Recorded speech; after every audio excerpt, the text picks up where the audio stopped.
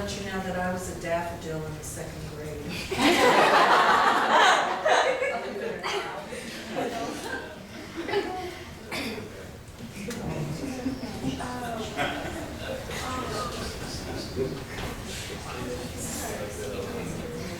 Eric Rankins.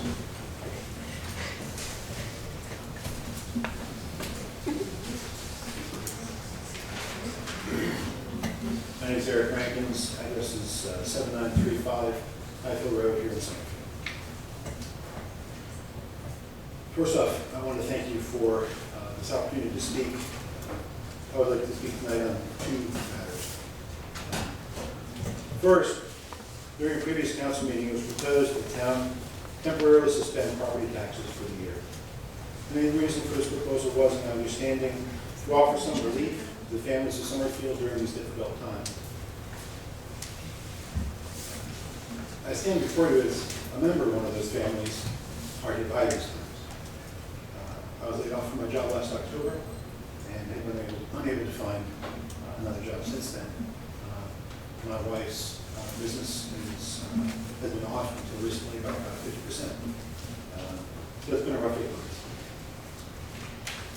And while I appreciate the intentions of council members who advocated for tax relief, being a fiscal conservative myself and preferring lower taxes anytime it is feasible, I am thankful that council voted not to support the property tax revocation. This may seem to be against better judgment, as my family is on a very tight budget, and any amount of extra income is welcome. But in the context of our day-to-day life, I believe it is better for my family and our community for the taxes to be charged as usual. Our own taxes amount to about $70 a year. That's slightly lower than the amount due for the average home in 2007, according to state data. But given the housing market in the last several months, probably about average. That $70 amounts to $5.83 per month. I intend no offense to council, but that amount will pay none of my monthly bills. And in fact, do a little more than buy me lunch at McDonald's. If I were to take that full $70, I could take my family of 8 out to dinner if we were careful once over the course of the year with the tax savings offered by the proposal. $70 just does not go very far. Hold against this what our collective tax receipts can and do pay for, and it is clear that everyone benefits by paying this extremely modest amount of tax. Ignoring city services, ignoring street repairs, ignoring fire and police protection, ignoring salaries paid to civil servants and officers who bear the burden of shepherding our town into the future. This revenue pays for things that directly affect my family. We had a great time at Founders Day this year. Everyone got outside, walked around, kids rode rides, had snow cones, collected all kinds of odds and ends and promotional giveaways that are still floating around our house. During the week afterwards, we planted seeds that were given out by the garden club. All the kids helping with a project in one way or another. We were the lucky winners of dinner for 2 and a drawing by one of the vendors. We saw friends and neighbors and really felt part of our community. Dodger truck was a great hit at our house too. My youngest howled every time he pulled, the air horn on the dog dump truck. Another child that was with us just wanted to keep going through the Homeland Security bus again and again. She couldn't get over the stainless steel toilet. My daughter's fishing in the tournament this Saturday. She's 7 and very excited about it. I am aware that this event was paid for by donations, but if the town had not built the park and pier, there would be no fishing tournament. All these are free or nearly free entertainments that my family has enjoyed. If there were no taxes, none of them would be possible. These events represent hours and days of enjoyment for my family, and enjoyment that even in these hard times, we can't afford. Yes, I could use $70.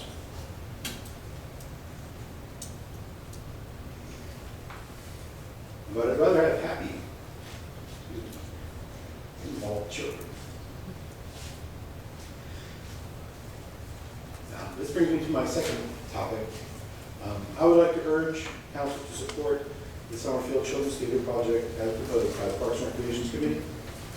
Bearing in mind our vision statement, which calls us to utilize our natural, cultural, fiscal, and citizen resources to enhance our quality of life, and Spark's mission statement, which requires them to support the Town Council's efforts to enlighten and enrich the lives of citizens, it seems that you are called by our founders to look to the cultural future of our community and take what actions are necessary within the bounds of fiscal reason to support projects such as this. Your time is up, please.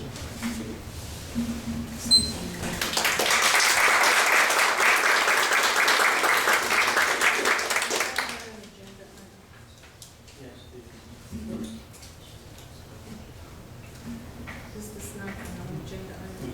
Okay. We will ask speakers to speak on items of non-agenda items only during this. If we wish to speak for during the public hearing for the fiscal budget, we would ask you to move any discussions there to the public hearing on the budget. Jonathan Kavita. Caberta, okay. That's an R, I suppose. Is this in reference to the Children's Theater? Yes, sir. Okay. Anything that has to do with the Children's Theater is a budget item, so you want to speak at the budget hearing. So if you fall off those comments this time.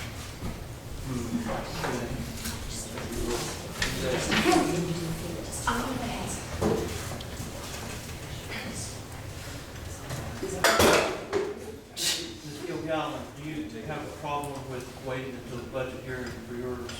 I don't know what you were going to talk about. I wasn't going to talk about the budget at all, Okay. but it had to do with what I read about the tax cut, and I just wanted to share my thoughts on that and propose some ideas. Well, shall we just move to the budget hearing then? Is that okay? Do whatever. Okay, I think that would be appropriate. Got it.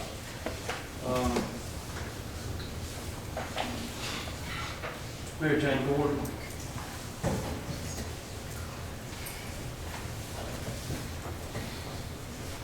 I'm Mary Jane Gordon, 305 Grassy Meadow Court, Greensboro. Bill and I were co-chairmen of the sock hop that was made the 15th, and I just wanted to publicly thank Summerfield and all of the members of the town council and everyone who helped us bring off this sock hop. It was a wonderful event. We made over $1,200 that night, and then we had $500 from the alumni, so that gives us over $1,700. And I'm just so thrilled to be able to say that it was a marvelous event. And thank you very much.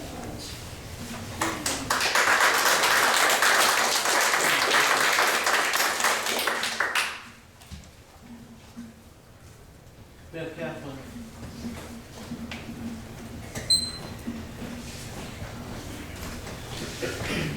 I'm Kaplan, 7979 Piper Road. I just wanted to say that if you guys did not come and see Touch a Truck, you really missed out. I have never seen so many little kids so excited about so many trucks.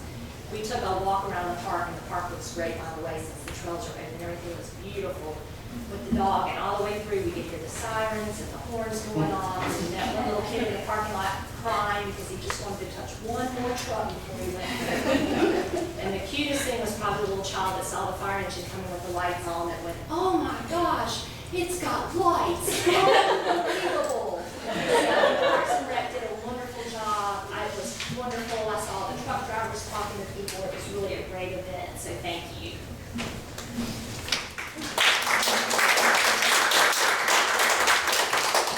Thank you, Ms. Kaplan. Dwayne Crawford.